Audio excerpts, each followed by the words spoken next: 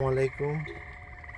এমন একটা জায়গায় আসলাম, এশার নামাজের পর আমার গাড়িটা পার্কিং করলাম, পিছনে একটা লেক। এখানে দেখেন কি সুন্দর একটা আওয়াজ, মনে হচ্ছে যে আমাদের গ্রামের আওয়াজ। গ্রামে যে রাতের বেলায় বর্ষাকালে ডাকে, ব্যাঙ ডাকে, সেম একটা আওয়াজ দিচ্ছে।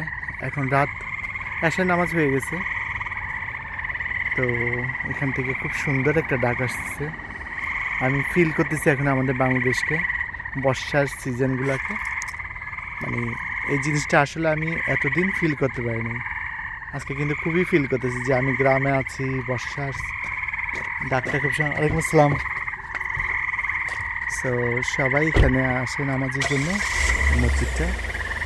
আমিও আসি এখানে নামাজ পড়তে। তো আজকে এশার নামাজের পর আওয়াজটা পাচ্ছি। আপনাদের কেমন মনে হচ্ছে, কেমন ফিল করতেছেন জানাবেন। আমি কিন্তু খুবই আমার দেশকে মিস করতেছি এখন এই মুহূর্তে, বাংলাদেশকে এবং গ্রামের পরিবেশটা। মানে বর্ষাকাল যেটা ব্যাঙের ডাক হয়তোবা শোনা যাচ্ছে, আপনাদের কানেও আসতেছে হয়তোবা। ওকে, ভালো থাকবেন। আমার কাছে খুবই ভালো লাগতেছে যে আমি আমাদের বাংলাদেশের গ্রামের বর্ষাকালটাকেই ফিল করতেছি।